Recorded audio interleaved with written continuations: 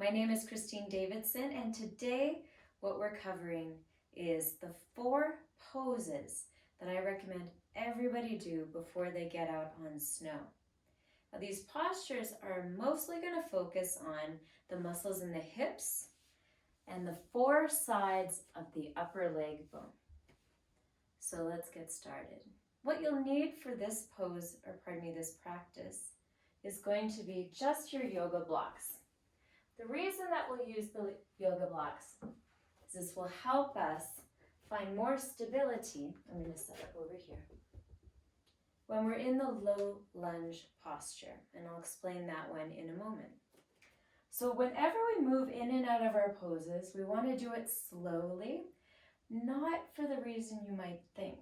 One, if we do it slowly, we can make sure we're not pushing too hard and too fast and potentially injuring something, which is absolutely counterproductive to our goals.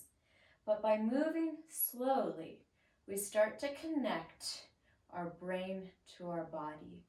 This is a really important thing to do before we get out on snow, and just a really good thing to do in life in general. So our first posture is called low lunge, and we set up in this one like so. I have my blocks at the top of my yoga mat. I'm going to set my right foot to the center and slightly off to the right of my yoga mat. And then I'm going to glide my left foot back, keeping my legs parallel, and then lowering my knee down. Here's where the blocks come into play. I like to place them at either side of my front leg. And then I'm going to wiggle my leg forward until I find a good 90-degree angle. Then I lift up the back left knee and I draw it backwards until I find a place where there's a stretch developing in the front of the left hip. And once I have that, I'm going to go deeper into the pose by extending my spine. Notice though that I've deliberately kept the toes of the back left foot curled under. I like to do that because it helps me prevent sickling, which misaligns the knee joint.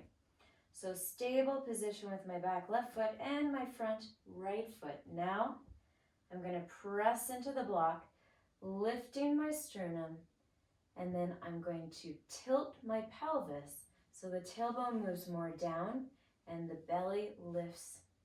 Then I can allow my pelvis to come forward and down into this deep hip flexor stretch. Now, if you're someone who has sensitive knees, you may opt to use a blanket as a cushion. So exact same thing, you're just going to put something under the knee to support you.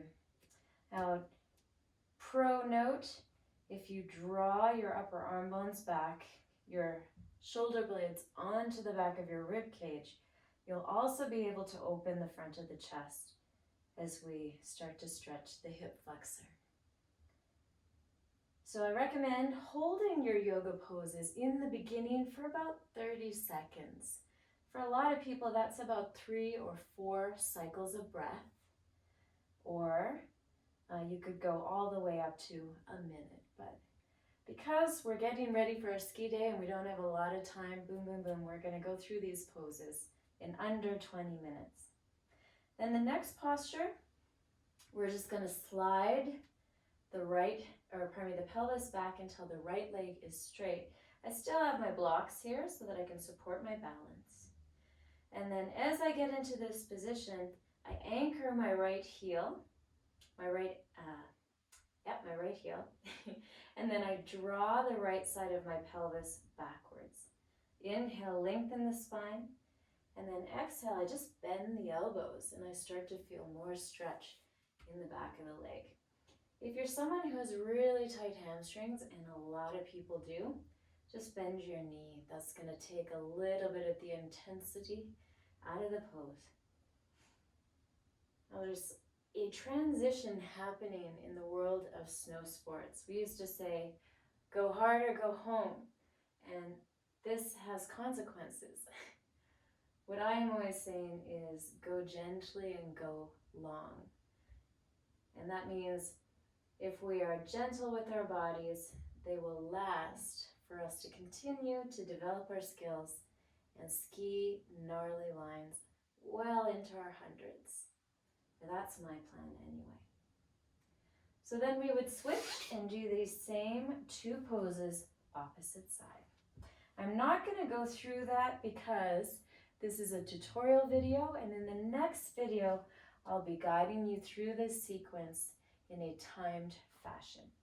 But just noting that the easiest way to shift between the poses is a smooth transition where your body is always facing the same direction on the mat. And in the the more advanced practices, I may show you some fancy transitions.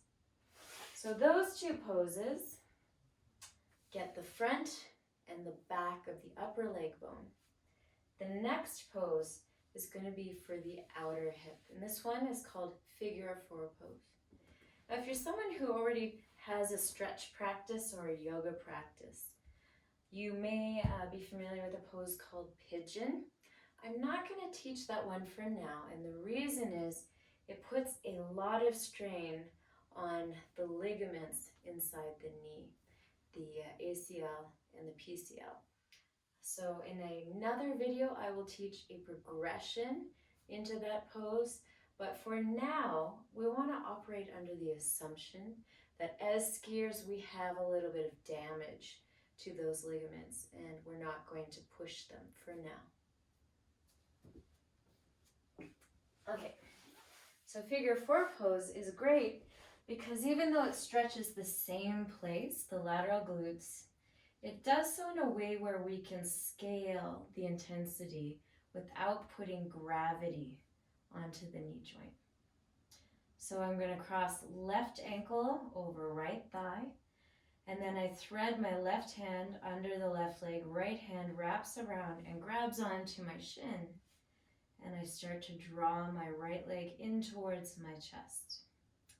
Now if I want to go deeper in this pose, it's not so much about pulling my leg in more, it's about pushing my left leg away.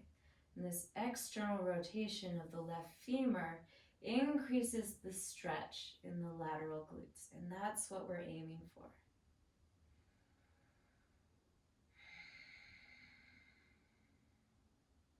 And this one is absolutely amazing for skiing because these are the muscles that help us balance on one leg at a time, which is what we're doing most of the time when we're skiing with good alignment. And so I do the same pose on the other side. And if you do this pose and you start to feel pain in your knee joint, please do not do it. Don't even try and go gently into it. Just stop doing this pose and we can investigate why that might be happening. I do offer private sessions via Zoom, and there's information about that in my website. So after you've done the lateral glutes, we've got the hip flexors, the hamstrings, the lateral glutes. Now it's just a matter of stretching the adductors. So for this one, we'll face forward on the yoga mat. And this one's called gate pose. I'm going to use my block just in case I need it for balance. And then I'm going to extend my right leg out to the right side and balance on the inner edge of that foot. Now just by bringing my torso in alignment, I start to feel a stretch in the inner thigh. Now the adductor muscles we also use when we're in a high performance type of turn. These muscles are what keep the leg from going too far. They're the muscles that help keep the foot underneath our center of mass, under our pelvis. And these muscles are also important for turning the leg, which depending on what you're doing, what type of turn, you may use them more or less.